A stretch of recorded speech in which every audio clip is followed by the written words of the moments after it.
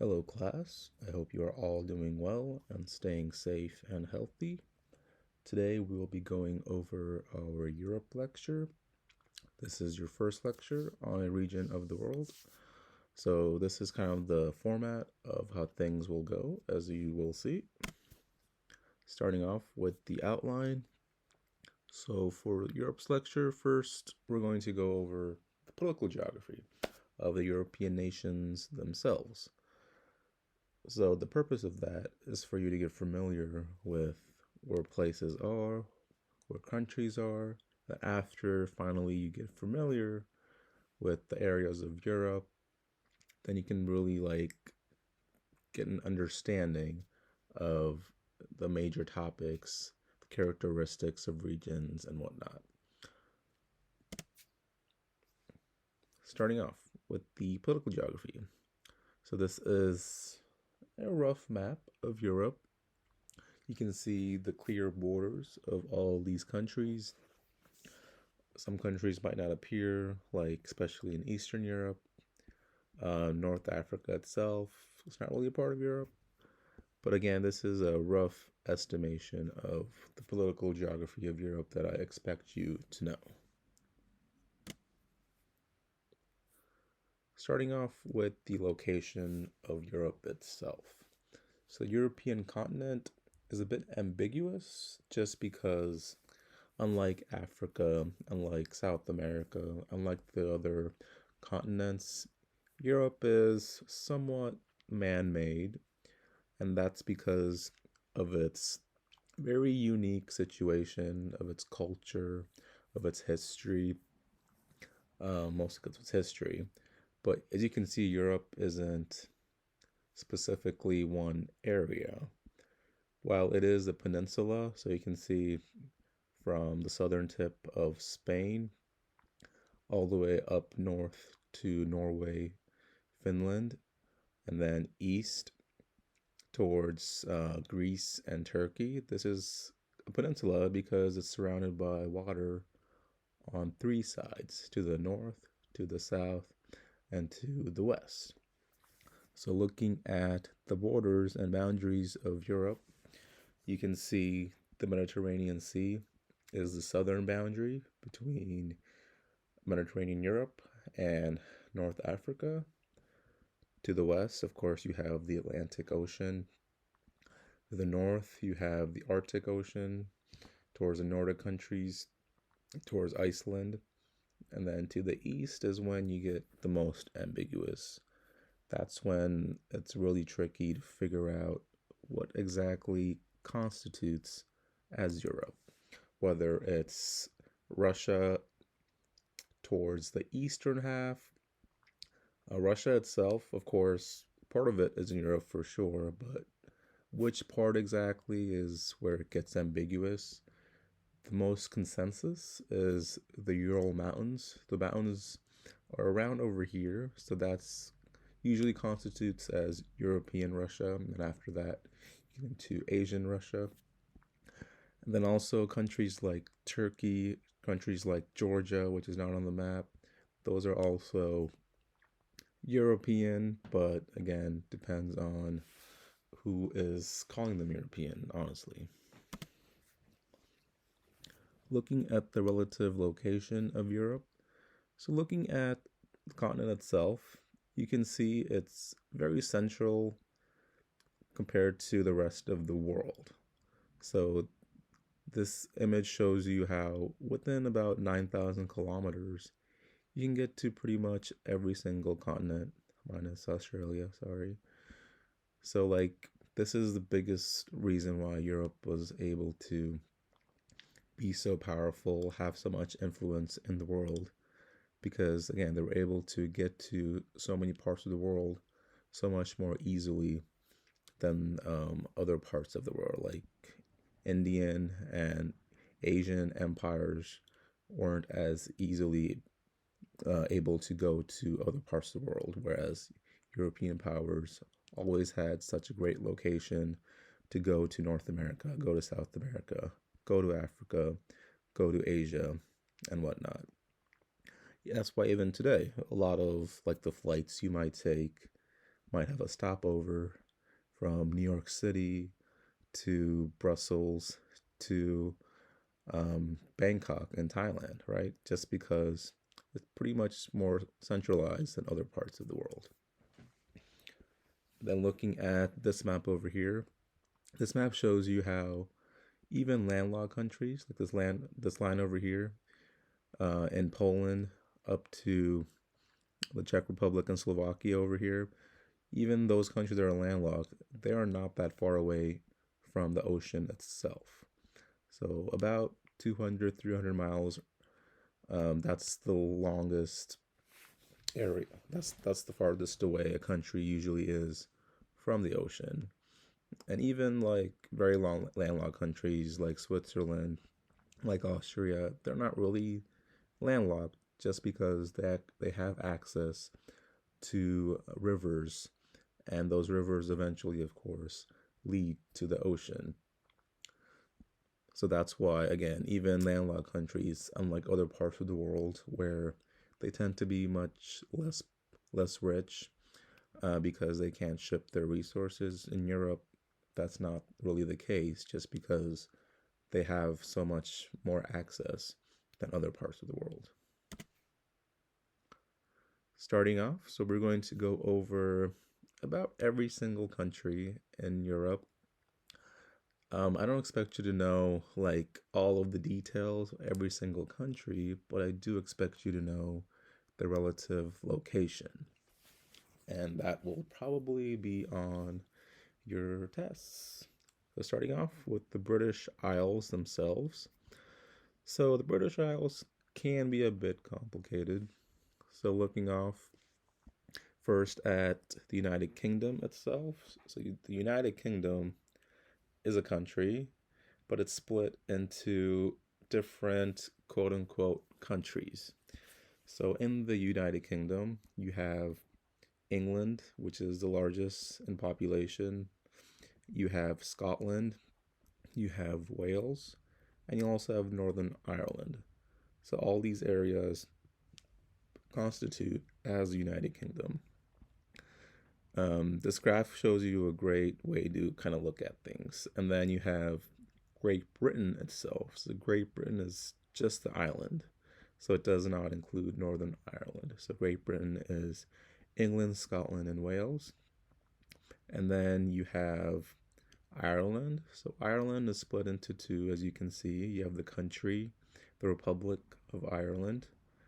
But then you also have the northern part, which is again part of the United Kingdom and not part of the country of Ireland, which may change in the next couple of years or decades.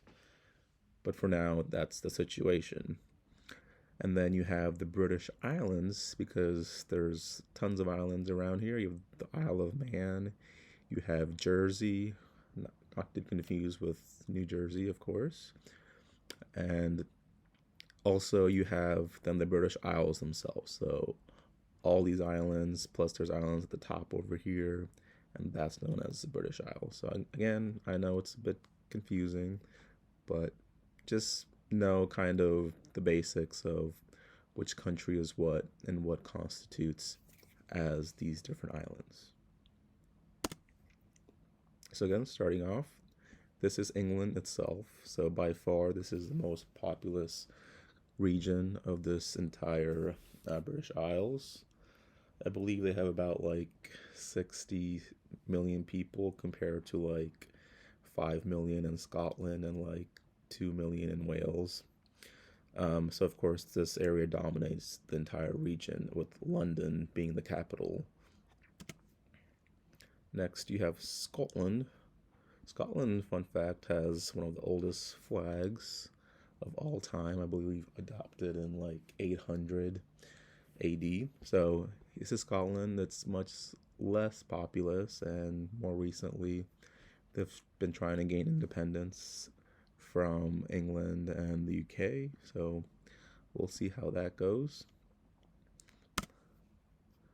Next, you have Wales. Look at how cool their flag is with the little dragon on it. Wales itself has been integrated with England for a long time. but they also have a very distinct culture than other parts. Next, you have Northern Ireland. So, again, this is a part of the UK, but it's a bit confusing and controversial as well of whether it should be part of Ireland. And more recently, their population has shifted away from the UK because for a while there's been a Protestant majority, but now there is a slight Catholic majority, as with the Republic of Ireland. So that's why there are talks of unifying, but again, that might start a civil war. We'll see. And of course, you have the Republic of Ireland, which is a country that's separate from the UK, as mentioned. Okay, let's move on to other parts of Europe. So, first off, we have Portugal. So, as you can see, Portugal is on the Iberian Peninsula towards the southern half of Europe along the Atlantic Ocean. Again, I'm not going to give you too much information about all these countries because that's a bit much. But again, I just want you to know the relative location of these countries. But if I do talk about it a bit, I do expect you to know. Okay, next we have Spain here. So again, Spain is in the Iberian Peninsula. It borders Morocco to the south and Africa, France to the north, and of course Portugal to the west. Next we have France. So France is one of the largest population centers in Europe, along with Germany and the UK. France borders Spain to the south. You also have Italy, Switzerland, Germany to the east, as well as Belgium and Luxembourg to the north.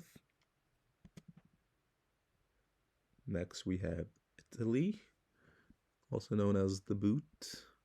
So Italy itself, you can see it borders with France, with Switzerland, with Austria to the north, and you also have Slovenia to the east.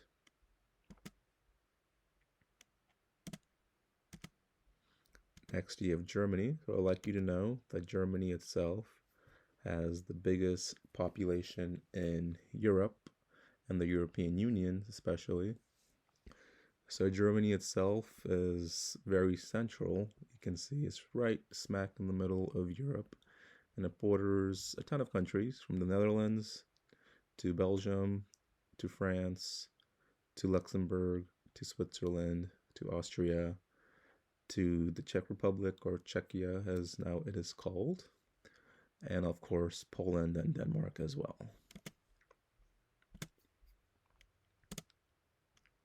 Next, we have the Ukraine, or Ukraine. So Ukraine itself is a pretty large country in Eastern Europe. You can see it's the largest country after Russia, of course. And of course, it's very closely tied with Russia, especially with its civil war going on, which we'll talk about more when we go to the Russian realm in the next lecture. So looking at the borders here, you have Belarus to the north, you have Poland to the west, you also have Slovakia to the west as well as Romania, Moldova, and of course you have Russia. Next you have Poland.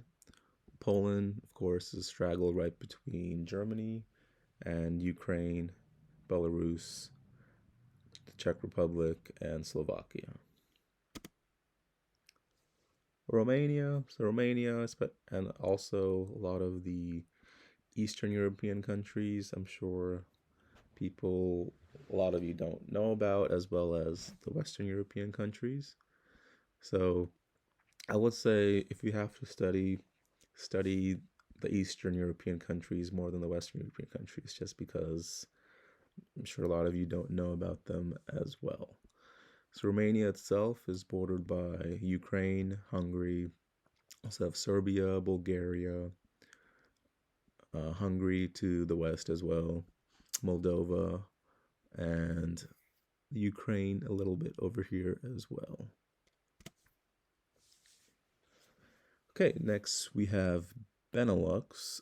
So this is an area that has close ties to each other. You have Belgium, the Netherlands, and Luxembourg.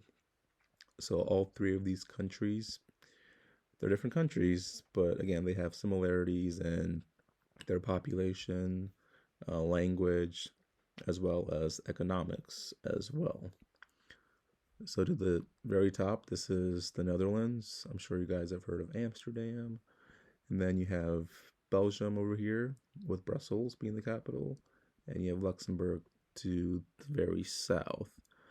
Um, Belgium itself is kind of split as well between north and south. The northern part being more aligned with the Netherlands, and the southern part, known as Wallonia, being more aligned with France because they speak French. So you can see over here, it even shows you Wallonia is over here and Flanders is over here. Next up, we have the Nordic countries. So we have Iceland, we have Norway, Denmark, Sweden, and Finland. So these countries, again, are all separate, but they do have characteristics that are very similar with one another. Just look at their flags. All their flags are very cute, and it kind of tells you a story of how they're all kind of like brothers and sisters in a way. You also have over here Greenland, which is owned by which country? If you said Denmark, you are correct. So as of today, Denmark still has Greenland, not really as a colony, but yes, kind of as a colony. There are talks for Greenland to become independent in the near future, but there's only like a couple thousand people that live there, so it's a bit hard to say if that justifies them being a country. Of course, Trump wanted to buy Greenland to become a part of the US. But that did not happen, but we'll see if it happens under President Biden. Okay, and next we have the Baltic states. So these are known as the Baltic states because the Baltic Sea is right over here. So we have Estonia, Latvia, and Lithuania. The easiest way to remember kind of the order where they are is just looking at their names. It's an alphabetical order. You have E, L, A, L, I, right? So then this kind of gives you an idea of where these countries are. So these countries also have a shared past, also have similar characteristics with one another. But Estonia, I would say, is more aligned with Finland a bit than these other two countries. If you look at their history, they've pretty much always been a part of Russia and been aligned with Russia, and today they have huge Russian minorities. But since they've become independent, they've completely went towards Europe and the European Union and kind of abandoned Russia. We'll talk more about this in the Russian lecture. Okay, next we have some Central European countries. So again, I know this is a lot of countries because Europe is just loves to have countries and countries that are tiny and small. But again, I just want you to know kind of where these countries are, just so after we've figured out where all these countries are, we can talk about them more, about their characteristics. So we have Czechia, so that is the official name now. Not the Czech Republic, but you can use either. And then you also have Slovakia to the right of it, and then you have Switzerland, you have Austria, and you have Hungary. So these are some of the Central European countries. Okay, next we have the Balkans and Southeast Europe. So this is probably the hardest region to know in terms of which country is which, just because of how small they are. And all these countries, they have very similar characteristics, and they can pretty much also understand each other, especially in the former Yugoslavia, which we'll talk about later as well. So all these countries in the Balkans, we're going to go over very briefly. Slovenia to the very north against Italy and Austria. This is where our former First Lady is from, Melania. And then right to the south, we have Croatia. A great vacation spot. Have not been there yet, but eventually, after everything is safe, we'll all go there on a field trip for sure. And then we have Bosnia and Herzegovina. Never pronounce it right, but anyone who's from there can help me pronounce it. And this is pretty much a landlocked country, except for like 1 mile coast, like right over here, just because Croatia was mean and took all of their coastline pretty much. Next, we have Albania over here and Montenegro. You have Serbia to the north over here. And then you have Kosovo, which is a bit ambiguous in if it's independent or not, or if it's still a part of Serbia. But the United States recognizes Kosovo as a sovereign country. So are we. But a lot of countries don't. So it's a bit kind of in limbo right now if it's really a country or not. Then you have Bulgaria to the east. And you have Greece and Turkey, which of course are the most well known. They also have the biggest rivalry and has had the biggest rivalry for the last hundreds of years. And one that we missed was Cyprus over here, which also has a very, I would say, kind of ambiguous right now as well in terms of what kind of country it is, because it is independent, but the northern part is pretty much occupied by Turkey, and the southern part is Greek, but not really. Again, it's all very complicated, and we will kind of go over it.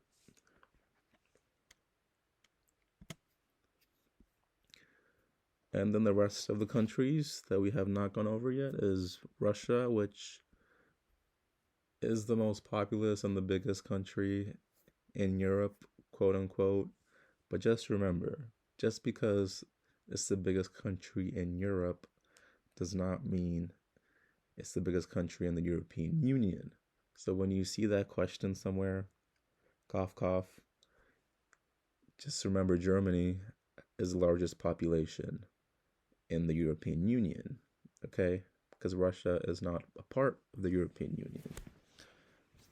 Then next we have Belarus. So Belarus and Russia pretty much should just be one country at this point. They're like the closest in all of this region.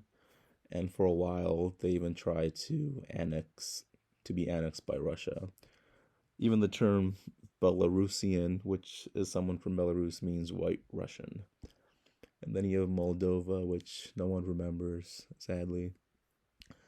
Moldova itself also should just be a part of Romania. They're pretty much the exact same, and even their flags are the exact same, minus this little eagle up here.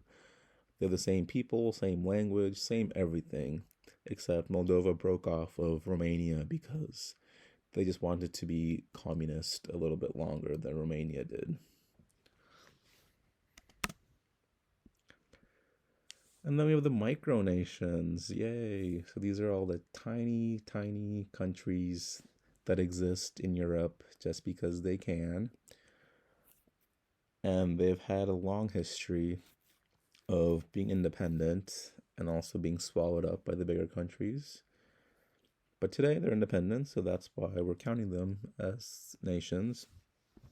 We have the smallest country in the world, which is Vatican City, and pretty much inside the middle of Rome. You have Andorra right between France and Spain, which, if you guys watch The Princess Diaries, is that what it's called? Should be Genovia, I think, because that's that fake country that's supposed to be there. And then you have Monaco, which I've been to. It's a great place. There's like Ferraris and Lamborghinis everywhere. It's beautiful, but probably too poor to live there. I know I was. And then you have San Marino, which is also in Italy. You have Liechtenstein, which is like they're German and they're like right between like the German part of Switzerland and Austria. Then you have Malta, which is probably the biggest country micronation in this entire list, like on the very coast, like south of Sicily. Fun fact: it used to be a part of the UK. So let's briefly talk about the physical features of Europe. As you can see, even though it's a pretty small continent, there are a vast array of physical features all throughout the continent. We talked about the Mediterranean Sea, we talked about the ocean, the Atlantic Ocean, also the North and the Baltic Sea as well.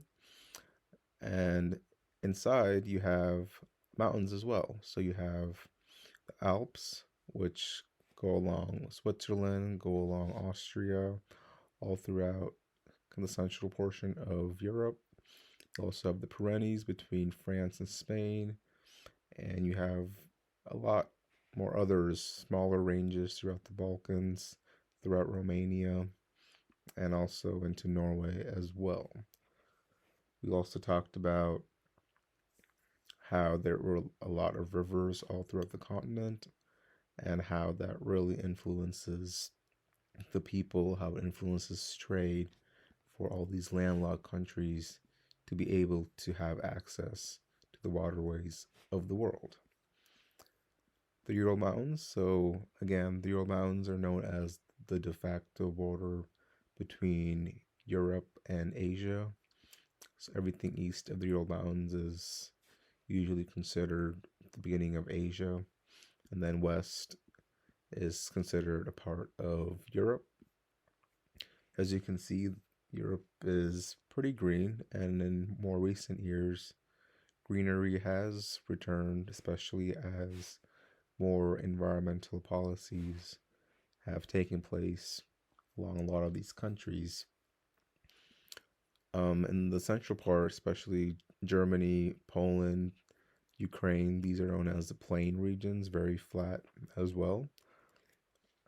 And these flatness has really contributed to a lot of the conflicts because, again, armies were able to pass through here much more easily than in good old Switzerland, where no one was able to cross the Alps and really conquer that country.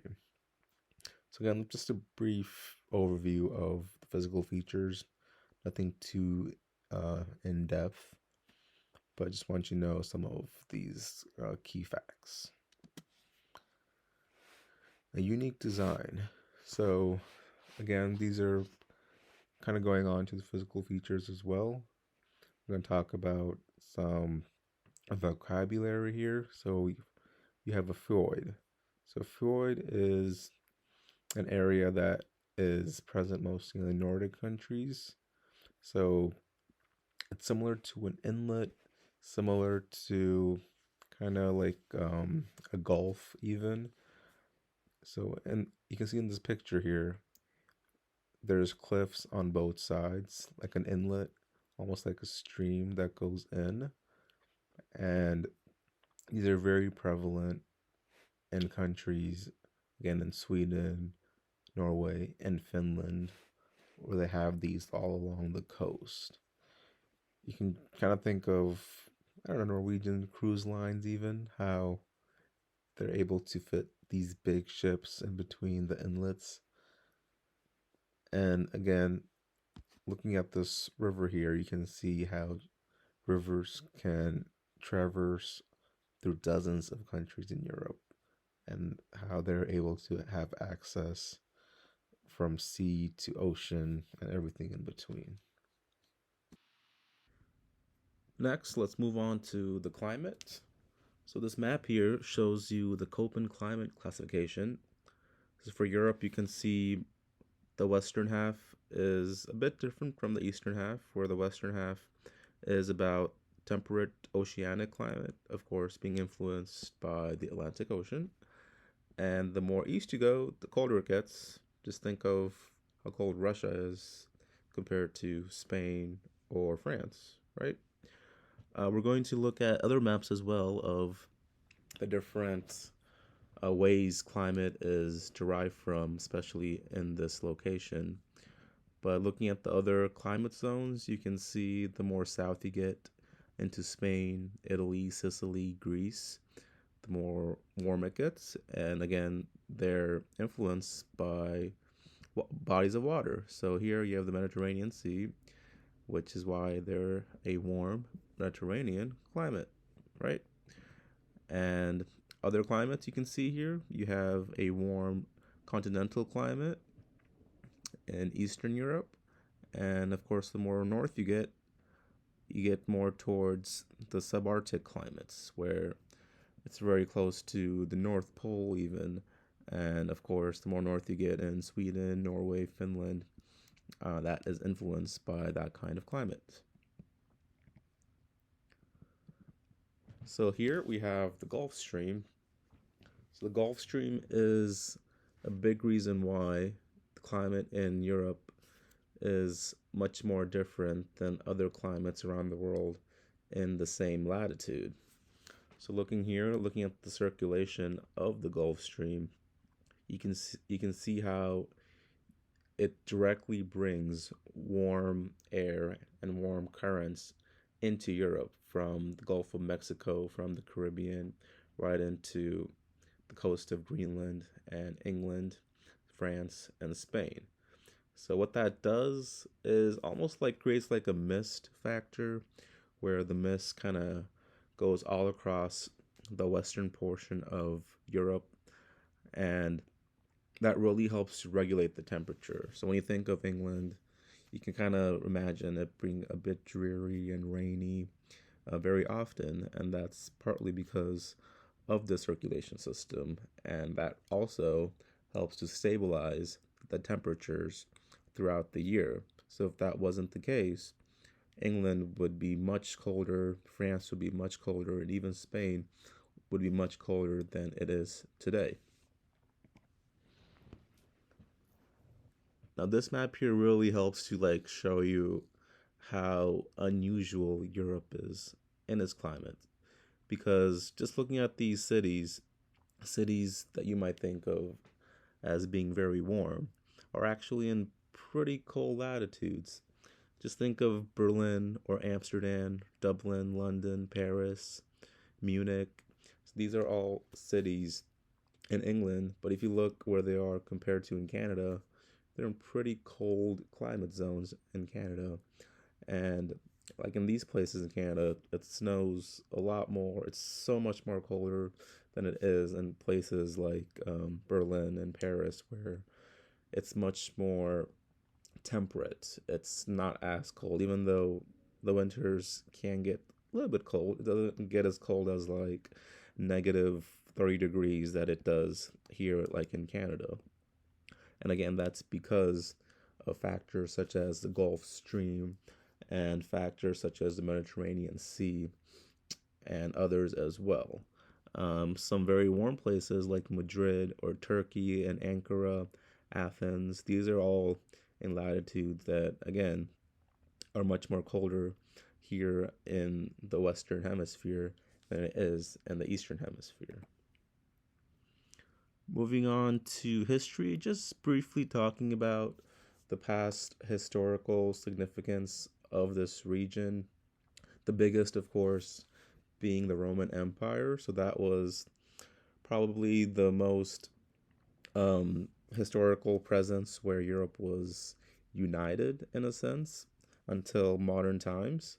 So during the Roman Empire is when a lot of Europeans kind of think of when Europe was under one control of the Romans, from Britain all the way to Spain, and even places where it's not really European that you think of today, such as Northern Africa, as well as Turkey, and even into the Middle East.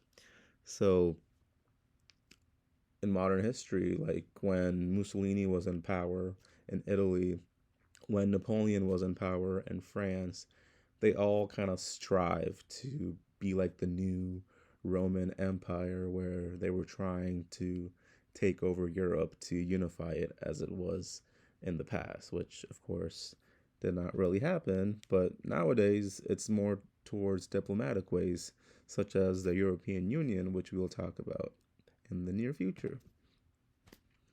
Urbanization.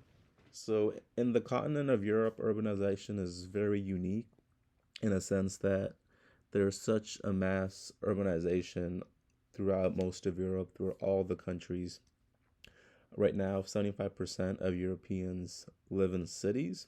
So that is a huge percentage compared to other parts of the world, like in Africa and South America, parts of Asia as well. Um, Other factors that really influence this are primate cities. So, a place like London, for example, is considered a primate city because it is vastly the largest city in that country, and it also is the capital of that country as well. Most places in Europe follow this example, such as Amsterdam in the Netherlands, Paris in France, Rome in Italy. A lot of these capitals are also the largest city by far, and sometimes house 30, 40, even 50% of the entire population of that country. And that is why urbanization is so rampant throughout Europe, because the people have been moving to these capitals, to these primate cities for decades. And of course, there is also a West versus East divide on urbanization as well. And that can be attributed to World War II and the Cold War of the Iron Curtain, if you've heard about that, when the Soviets took over Eastern Europe and Western Europe was still under democracy. So when that happened, the eastern half, of course, was under communist rule. So you can see the picture over here of this enormous housing unit. So this is really present all throughout Eastern Europe because communism and the Soviets really wanted to have an urbanized feel of their cities. So they wanted for people to live in these one buildings, one areas of the city and work in close proximity. Whereas on the West, it's much more different. It's much more where the houses are all over and not really just in one area. So here, I believe it's Paris, where you can see like these houses are pretty close to the city, and like the government wasn't able to just take over huge slots of land and housing areas and create just one block where people live. Whereas in the eastern half of Europe, that happened a lot throughout the Cold War. Religion here is pretty unique, and um, more recently things are changing as well. So the map here shows you the different religious denominations in Europe. The largest, of course, being Christianity, but the type of Christianity is different all throughout Europe. The purple color are Protestants, so you can see in Northern Europe, like Scandinavia, Iceland, and even England, the UK, are Protestants, as well as Germany, whereas the blue are Catholics. So most of Western Europe, such as France, Spain, Portugal, Italy, up to the east until you get to Poland, Lithuania, and Hungary and Croatia. So these are all Protestant denominations. And then you also have the red, which are also Christians, but they're Eastern Orthodox. So here is mostly Russia, mostly Greece, and the Balkan region of Europe, all the way to Georgia in the east, in the Caucasus region. And then you also have Islam, which is, of course, present in the Middle East and also Turkey, North Africa, as well as parts of the Balkans, such as Albania, Kosovo, and even into Russia and the Caucasus region. as well as other parts of Russia. And you also have this really small portion of Buddhists, which is a strange story, but basically they've been there for centuries, up until even the Mongol Empire when the Mongols controlled Russia, and they've really had a foothold there for a while. Other small sects such as Judaism, of course, you can see Israel over here, and of course other parts of uh, Europe has really large populations of Jews throughout the continent as well. Atheism. So we saw this map over here. Even though it says a majority might be Catholic or Protestant, there are countries where atheism is very prevalent, such as in Czechia, such the Czech Republic. So in a country like this, atheism is actually the dominant religion, and as the years go by, it's actually becoming more and more dominant throughout Europe, throughout England, France, Germany, um, and Christianity, especially Protestantism and Catholicism, is declining through most of these countries. And this is a pattern that's very prevalent in this continent and is pretty unique compared to other parts of the world, such as Africa and South Asia, where religion is like 99% of the population and atheism is very rare.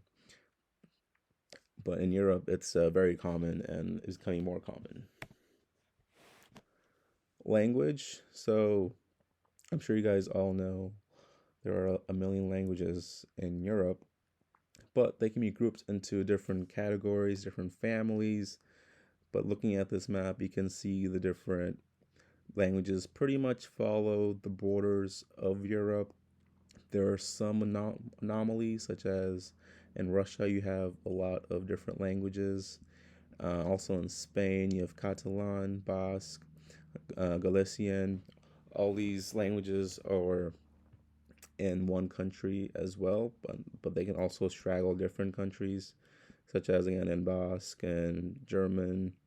So all these languages really help to identify the country itself, but also the people. But it's not so black and white. So a place like France may speak French, but in Belgium they also speak French, as well as in Switzerland and also parts of Italy. So as I said, there are different family groups of languages. So this map here kind of shows you the different family groups, where you have the Romance languages kind of into one group. You can see how they all touch each other. Like they're all, it makes sense why they're all next to each other. But then you also have Romania and Moldova, which are all the way on the Eastern Europe side, but they also are included in the Romance languages. And then you also have the Germanic, which include the UK with English, German, Austrian, and Scandinavian languages as well. Um, and then you have the Slavic languages. So the Slavics languages include all of Eastern Europe, such as Polish, Czech, Slavic, Sorbian. So all these languages are included in the Slavic languages as well. And then you have Greek, which is all alone here in Greece. And then you also have some unique languages, which we'll talk about in this slide. So these languages are pretty much the oldest in Europe, can date back to between 23,000 8,000 BC, one of the original languages, such as Finnish, Estonian, and Magyar, which is Hungarian. So these languages were able to survive for so long because a lot of them have been isolated. So think of like Finnish, like who's going to go in the ice caps of Finland and like try to conquer them and make them speak a different languages. Think of the mountains in Hungary and other parts of Europe where they have been isolated enough to keep their language, whereas other parts have been conquered and have been assimilated to learn one language over the other. Some other very, very smaller ones, again, just because they've been very isolated, just like in the Basque Country in Spain, and just small regions all over Europe. Migrations. We're going to talk briefly about migration, kind of how it happens, why it happens. So in Europe, especially, there are a lot of pull factors of migration. So think of what Europe has to offer. They have a lot of high paying jobs. They have a huge social security system of healthcare, pensions, things like that. So those are all types of pull factors that cause people in poorer countries like in the Middle East and Northern Africa, even Sub Saharan Africa, to traverse thousands upon thousands of miles to try and get to the shores of Europe just because of these pull factors, as well as just having family members, just having a connection there somehow to reunite with them are also pull factors. And then you have push factors. So those are factors that push people away from their homeland, from where they're from. Of course, there's things such as famines, genocides, persecution, socioeconomic causes as well. So these are all push factors that lead for people to come into Europe. Now, within Europe itself, you have migration as well. So in Europe, there's a lot of migration between all these countries, and that's because mostly of the Schengen area currently. So people in Poland, for example, they're able to walk all the way to Spain, walk into France, walk into Germany, Italy, because we have the Schengen area, which we'll talk about in a bit. So basically, they're able to migrate from one area to the other without any kind of visa or anything and just live there without any kind of restrictions at all. Other factors of migrations, such as past invasions, think of the Ottoman Empire over here. So in 1566, the Ottoman Empire stretched from Egypt all the way into Hungary in Europe, into Central Europe at its highest point. So when that happened, you had a lot of people migrating. So that's why a lot of the main religions in the Balkans are still Islam. That's why you have a lot of Turkish people in this area, a lot of Greek people in Turkey, vice versa, just because that used to be one border, whereas currently you have another one border where you have the Schengen area and European borders as well. So all these things that happen from the past and the present really factor into migrations. So this map shows you the migrants throughout the EU, throughout the European Union, as well as just Europe in general. So you can see, especially from the Eastern countries that are usually much poorer like Romania, Bulgaria, Poland, they tend to go to the richer countries such as Germany, into the UK, into Spain, just because they're able to do that. And you also have migration as well from other countries like Bolivia, which is a landlocked kind of poor country in South America where they speak Spanish. They're able to come to Spain and assimilate quicker. You also have a lot of people from India and South Asia because of family, because they're able to also come into the UK as well. And this one shows you specifically of non-European migrants coming into Europe. Of course, the biggest really being from Asia. There's also migrants from Europe going to other countries. So Europeans especially love to settle down in the US and Canada as well. And you can see it's really like a cycle of from one continent to the other. A lot of South Americans, especially from Mexico, as well, go into the U.S. We talked about how in Africa there's a lot of pull and push factors that lead them to go to Europe, and just because of the proximity, they're able to go much easier than if they were trying to go to America. Schengen area. So this is the Schengen area. So in this area, all this blue, you can walk from Portugal all the way to Finland if you really wanted to without any kind of passport control, border control at all. You can see there are some notable exceptions, like Ireland, which is part of the EU.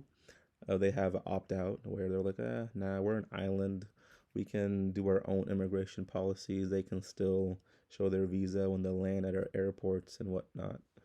And you also have some countries in the eastern part, such as Romania, Bulgaria, Croatia, Cyprus. Again, countries that are in the EU, but they still haven't implemented the Schengen area, which right now is a bit of a gray area where if you have a Schengen visa, you can still go into these countries, but it's a bit more complicated where you can only go once and then leave and then not come back again. So it's very complicated, but they are working to implement to be in the Schengen area. So it will change soon. And on the flip side, you have countries that are not in the EU at all, such as Switzerland and Norway and Iceland, which are still in the Schengen area. So hypothetically, you can still just go through these countries, land at their airports without really having to go through passport controls. As long as you have a Schengen visa, you can just go. And again, that's still changing, especially with the UK that has left. So right now, the UK is not a part of really anything right now except the common travel area. So right now, because Ireland and the UK, they're different countries, obviously, but there is a very complicated situation on the island of Ireland where the northern part is a part of the UK, right? But the southern part is the country of Ireland, and there was a lot of war, of course, in the 1990s over the border and things like that. So right now they still have a common travel area where people can still just cross the border without passport controls, but that's a really really big factor right now. So because of this, people are saying Northern Ireland might join back with Ireland, and there might be new referendums, new talks, maybe new conflicts. So definitely watch out for this in the news in the near future of what's going to happen with the fate of the EU and Ireland and the UK for sure. Next we have the European Union and the Eurozone. So as you can see here, the European Union, these are all the countries currently a part of the European Union. You can see there are some notable countries that you maybe thought was part of the European Union, like Norway, Switzerland. Both of them, and Iceland as well, they all had referendums to join the European Union, but their population was like, no, no thanks. So they ended up not joining. And then, of course, you have the UK, which we'll talk about, which did join but then left. And then we have the Eurozone here. So the Eurozone are countries that use the euro, so their currency of the euro, um, for business purposes, for everyday purposes, instead of having their own currency. So, like in the UK, you have the pound sterling. Not that it matters because they're not even part of the EU. But in like Czechia, you have their own currency as well. Same within Sweden and Romania, Bulgaria, Poland, and other countries as well. The EU single market. So even though like countries like Norway, Switzerland, Iceland, they're not part of the EU, they're still a part of the EU single market, meaning that they're able to trade goods with one another without any kind of really regulation. So more recently, again, the UK, because they haven't really reached a deal with the European Union, they're not a part of the single market anymore. And even more recently, there's news that comes up every day about like how the UK is not able to like import like French cheese and all these other products from the European Union at a low price anymore. They have to pay like hundreds and thousands of pounds just to get very basic commodities. So it's gonna change in the near future as they eventually start to talk about negotiations of joining back with the European single market, just because it's not really sustainable for the UK to be so independent in a region where they're so integrated in their economies with one another. History of the EU. So it kind of tells you this GIF, not GIF, of the different time periods when the European Union started to expand. So we're going to start from the beginning. 2013. Okay. So here is 1957, 1973, 1981, 1986, 1990, 1992, 1995, 2004, 2007, and 2013.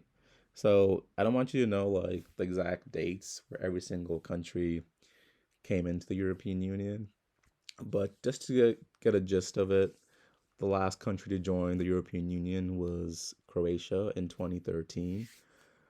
And you also had a huge influx of countries in 2004, especially in Central Europe. And of course, 2016 was when the UK voted to leave, and then in 2020 was when they officially like left the European Union. And even in more recent history, it's still kind of going on, ongoing of negotiations and whatnot. So you can't really have a clear picture of the UK leaving yet. Um, Even though it says it started in 1957, it wasn't known as the European Union. When the when the color turned dark blue, like right here, 1992 was when officially became known as the European Union.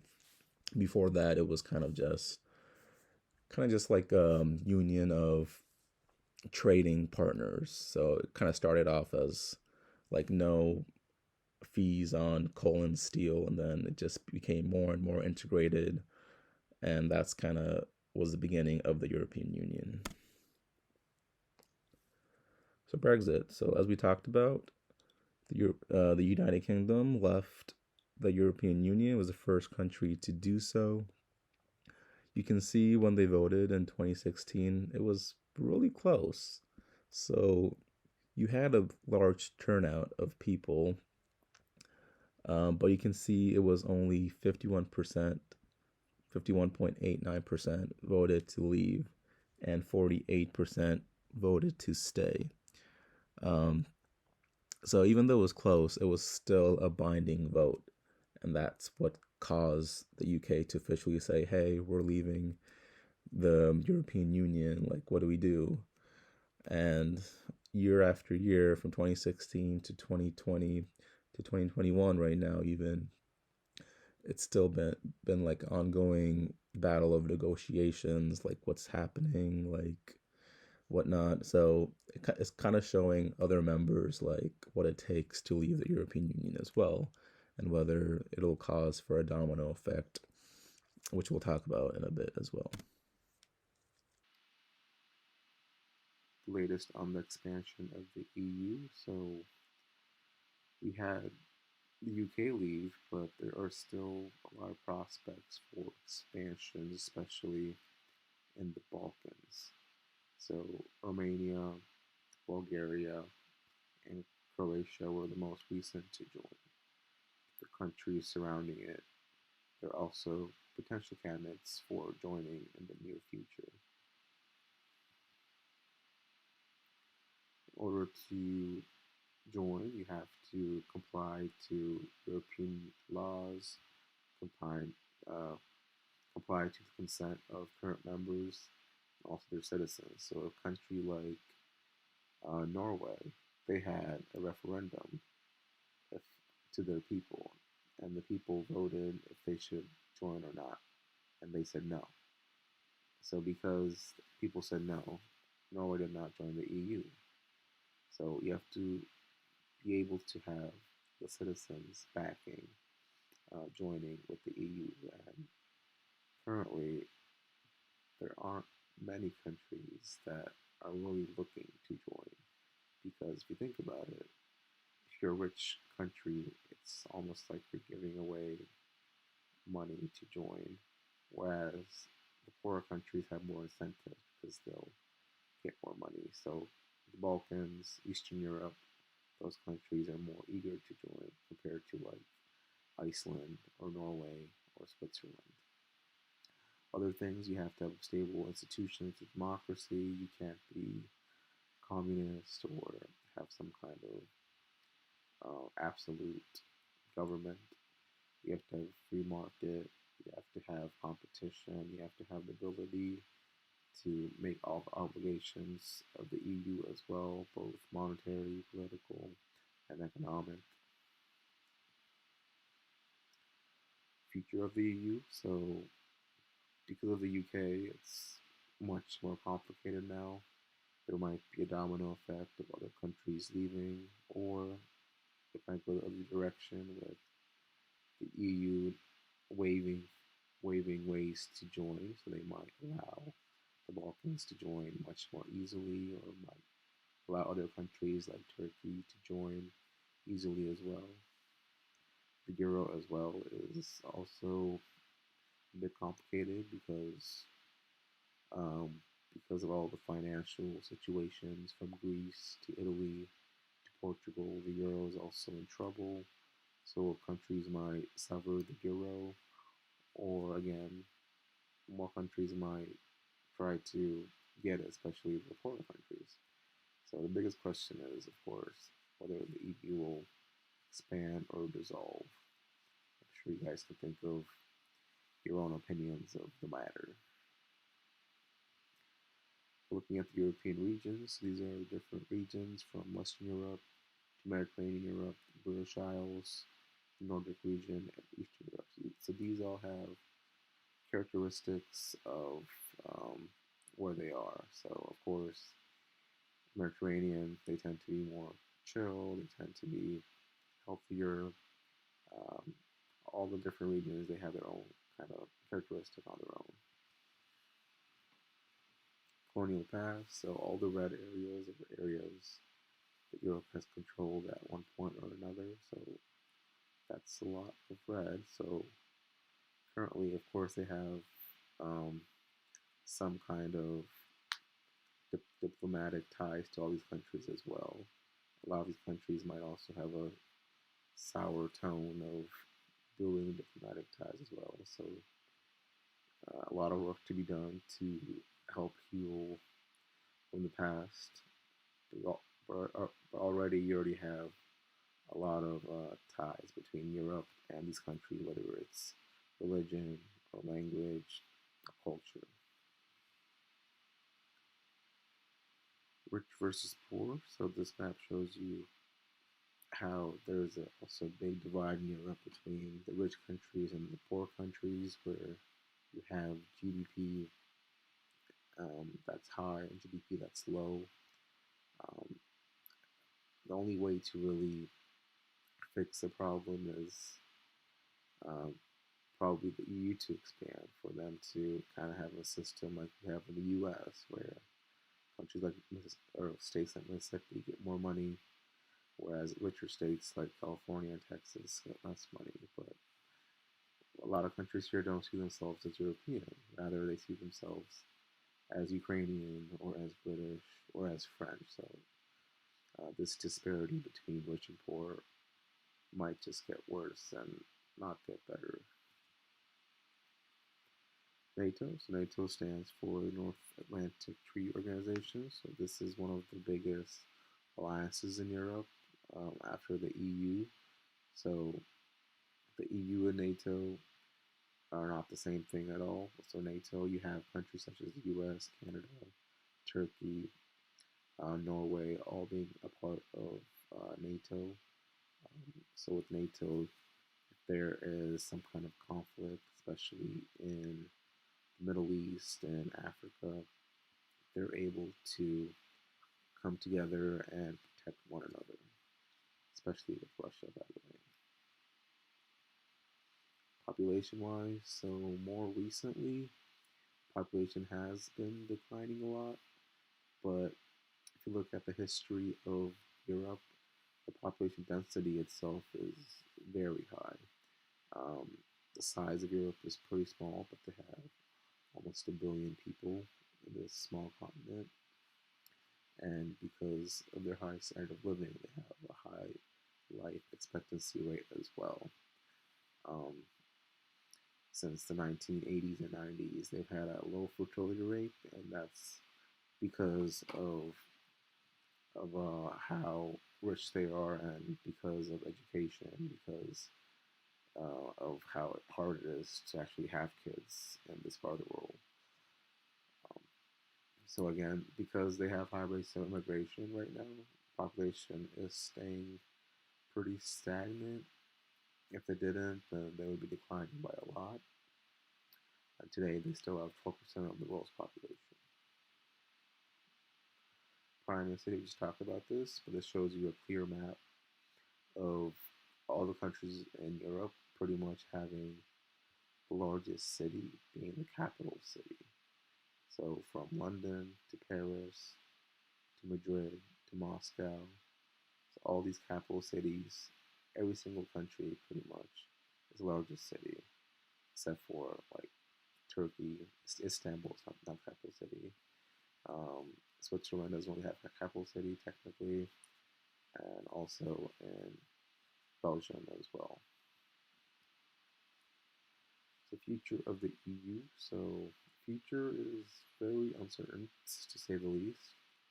Europeans becoming less religious, of course. That's the pattern. Other patterns is there's a tilt more towards right wing government, especially with migration, immigration really being the center of all the government's plans, especially like in Hungary and southern and southeast, even Europe.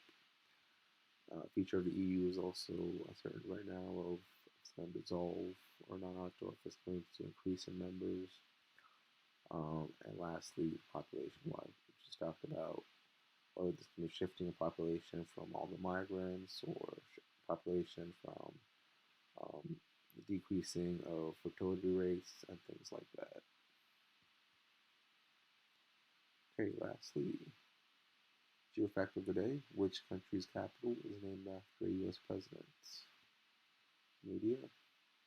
It's actually Liberia. So in Liberia was created by the U.S. to send back um, freed slaves. Didn't really pan out that way, but the country itself, the capital was Monrovia, which was named after James Monroe. Thank you guys. Have a great rest of your week.